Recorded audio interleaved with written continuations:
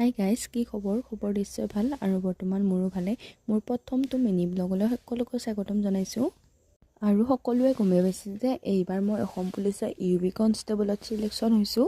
আমি আজি গৈ আছোঁ সৰুসজাই ষ্টেডিয়ামত, যিহেতু আজি আমাক এপইণ্টমেণ্ট দিব অসম পুলিচৰ। বহুত দিনৰ অপেক্ষাৰ অন্তত সঁচাকৈ আজি দিনটো আহি পালে।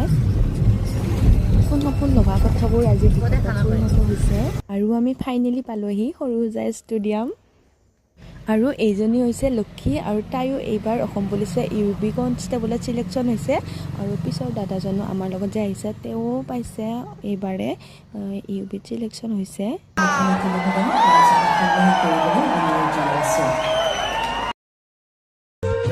হাই গাইজ, আমি এপইণ্টমেণ্ট ল'লোঁ আৰু এতিয়া আমি সজাব ওলাইছোঁ।